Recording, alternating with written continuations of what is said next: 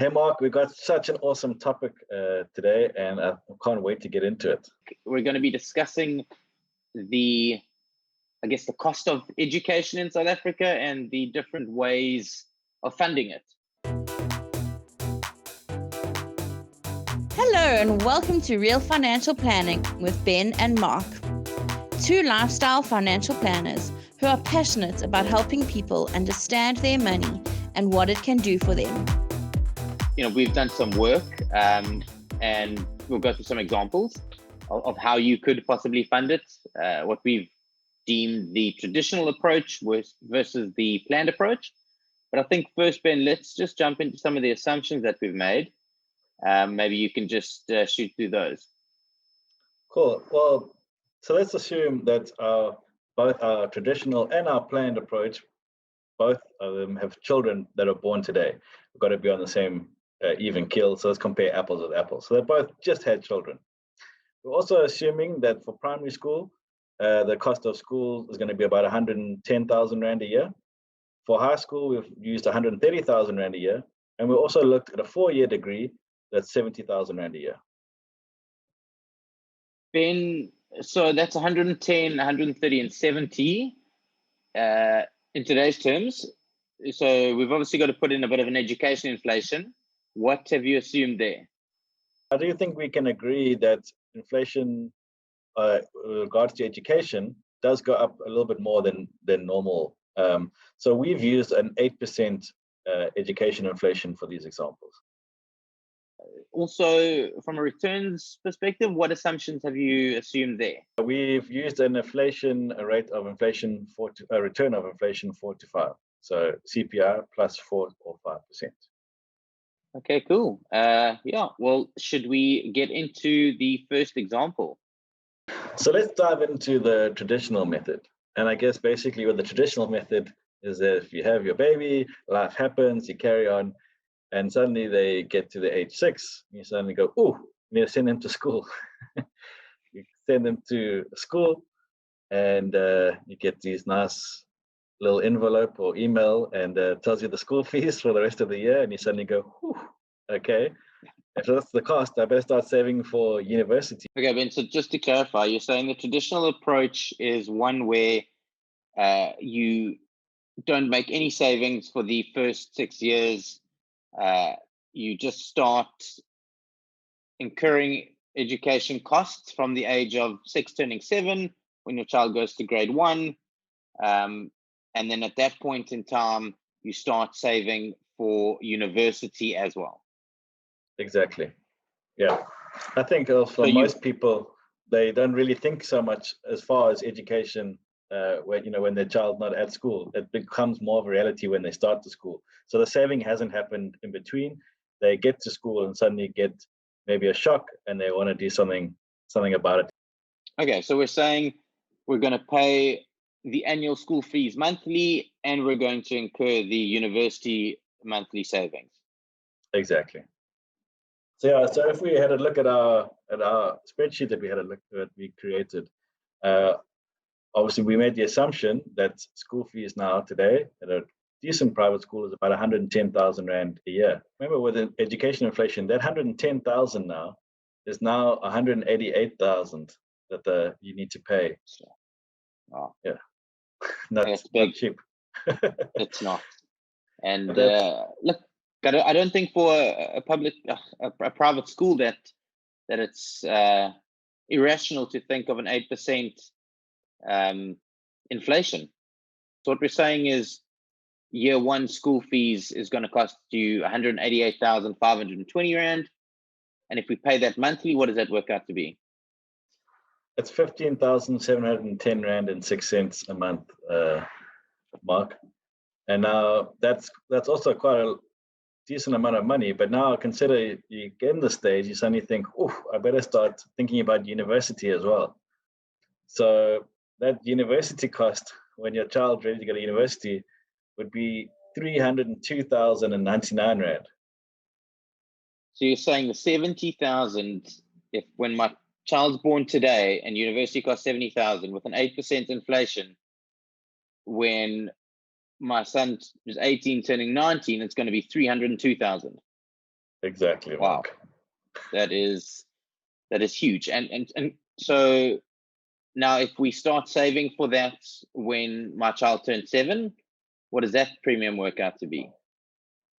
So if we use our assumptions of an inflation 45, then we would get, you need to save 3,859 Rand a month.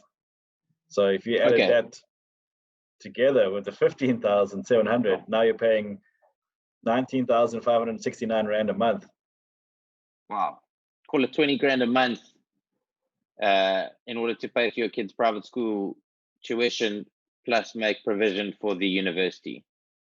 That's it. And Mark, don't forget, that's purely just the school fees. Then there's still extramural activities and tours and overseas trips and whatever else that they need.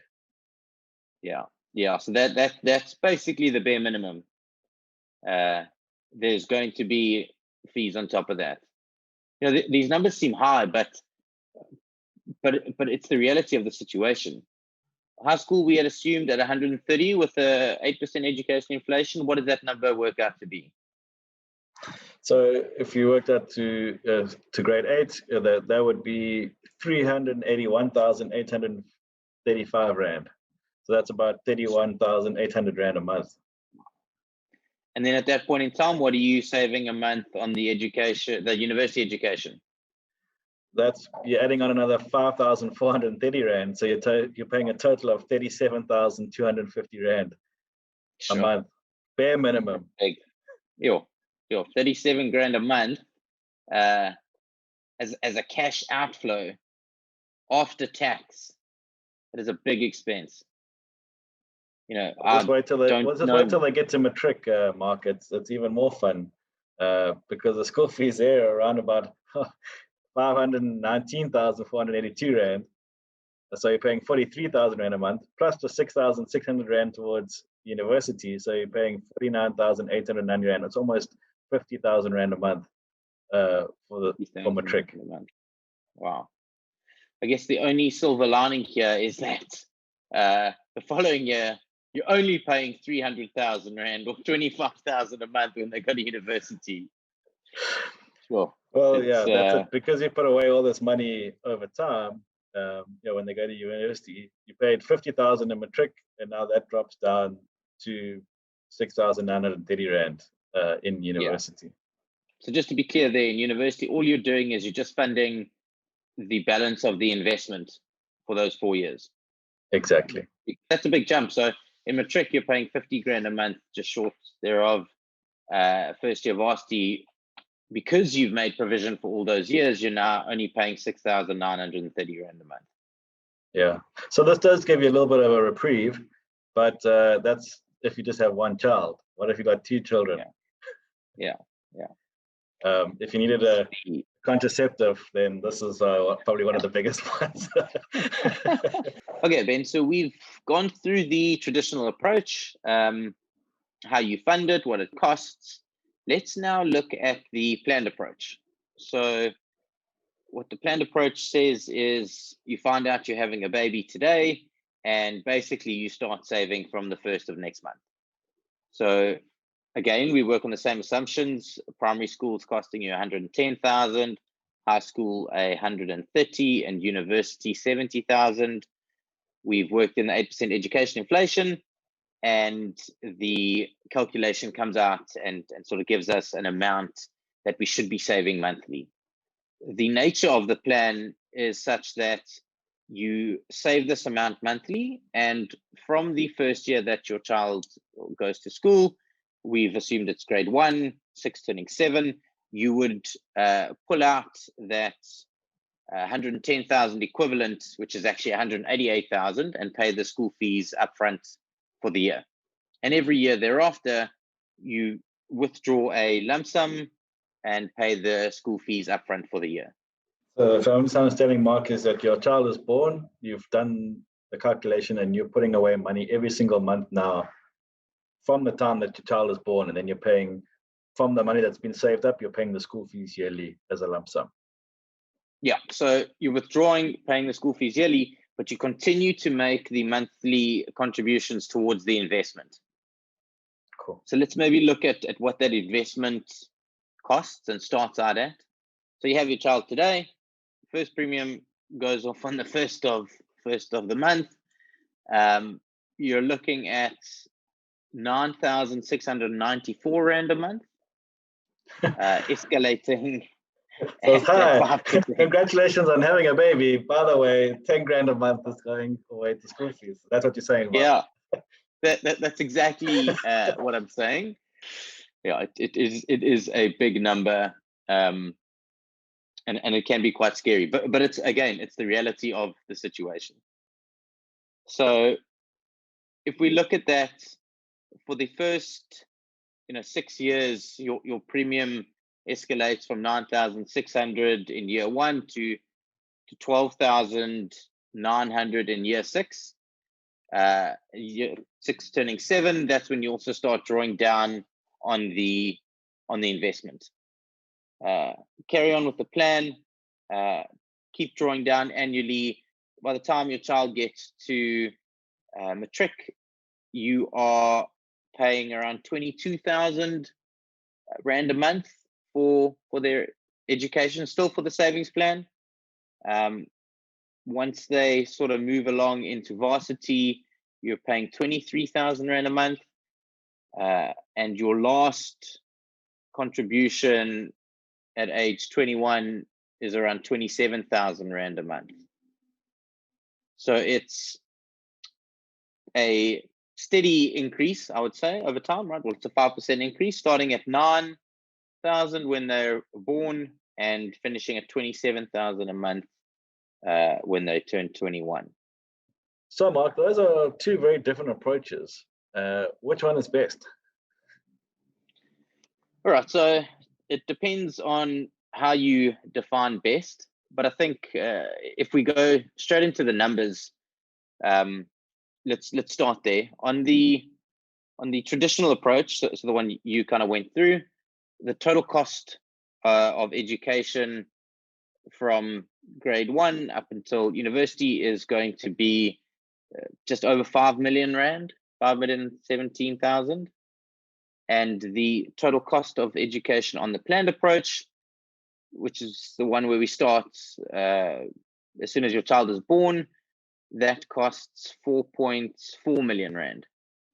So there is a savings of about 500,000, and so still a decent savings, but not like anything to write home. Well, still 500,000 is quite a bit of money. But I know there's quite a few people out there that are saying, Ben, Mark, you've been talking about education inflation all the time, so that 500,000 is not going to be worth much in 21 years' time anyway. So there's not too much difference. Yeah. Look, I think 500,000 is 500,000, right? But for me, the bigger impact is really on your cash flow. So there's a few, assumptions or observations we need to make, and I guess it's on those first couple of years, the first 6 years. On the traditional approach, you're not forking out any money, and on the planned, you are. So provided you're in a position to start paying that 10 grand, as you said, as your baby comes out, it's going to be beneficial to you. The cash flows, maybe you can just have a look at those for us. They are substantially different at different periods, right? Yeah, I think the cash flow is super important. So when you first start in school, on the traditional side, it's 19,569, and on the planned option, it's 12,992. So doesn't seem too big, but as it gets as you move on, I think you see some massive differences. So when you get, I wouldn't discount that difference in cash flow. That's still 7 grand a month, right? 7 grand a month. True. Have a good job. Give us that matric number.